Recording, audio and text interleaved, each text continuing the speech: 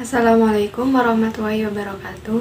Perkenalkan, nama saya Mutiara dengan NIM 2011050100007 dari kelas Perbankan Syariah 1.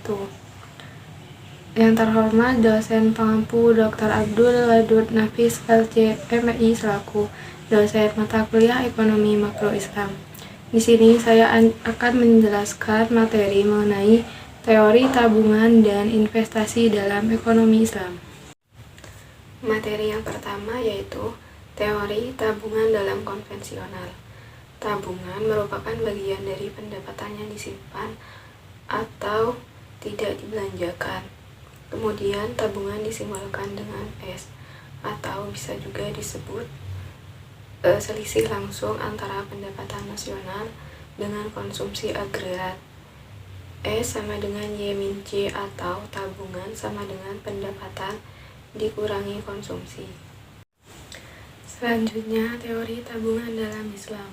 Menurut M. Najatullah Siddiqi, definisi tabungan yang ditujukan untuk investasi tentu saja investasi yang produktif, bukan investasi dalam makna luas yang dilakukan oleh konvensional, di mana aktivitas spekulasi masuk dalam definisi investasi ini, yang termasuk landasan hukum tabungan di dalam Al-Quran terdapat di surat Al-Furqan ayat 67. Bismillahirrahmanirrahim. Walladzina idza anfaqu lam yusrifu wa lam yaqturu wa kana baina dzalika qawama, yang artinya, dan orang-orang yang apabila menginfakkan harta mereka tidak berlebihan dan tidak pula kikir di antara keduanya secara wajar. Teori investasi dalam konvensional. Investasi yaitu sebagai tambahan bersih terhadap stok kapital yang ada. Istilah lainnya yaitu akumulasi modal atau pembentukan modal.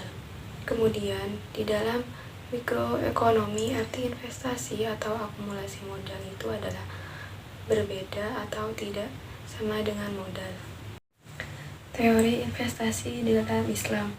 Menurut M.M. Metwali, pada tahun 1993 mengembangkan suatu fungsi investasi dalam perekonomian yang non-Islam.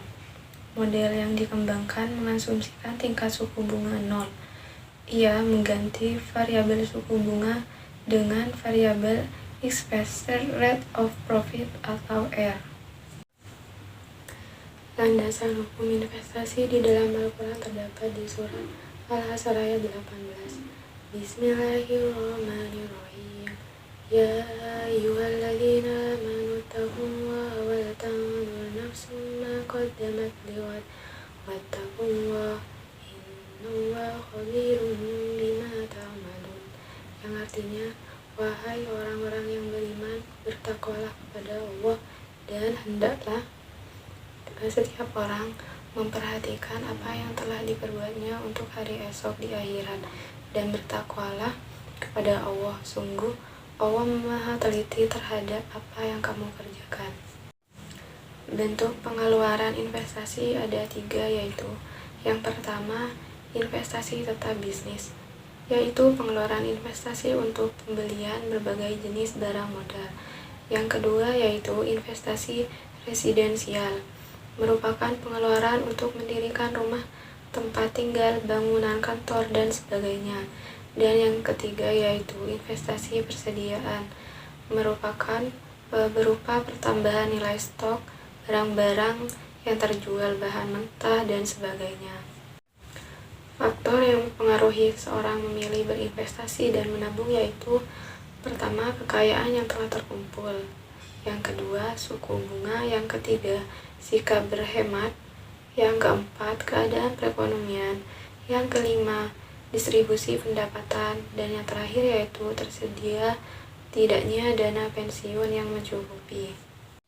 Selanjutnya, seseorang biasanya akan menabung sebagian dari pendapatnya dengan beragam motif, antara lain untuk berjaga-jaga terhadap ketidakpastian masa depan, kemudian untuk persiapan pembelian suatu barang konsumsi di masa depan, dan yang terakhir untuk mengakumulasikan kekayaannya. Faktor investasi dalam konsep ekonomi konvensional. 1. Tingkat keuntungan yang diramalkan akan diperoleh dan suku bunga. Yang kedua, yaitu ramalan mengenai keadaan ekonomi di masa depan.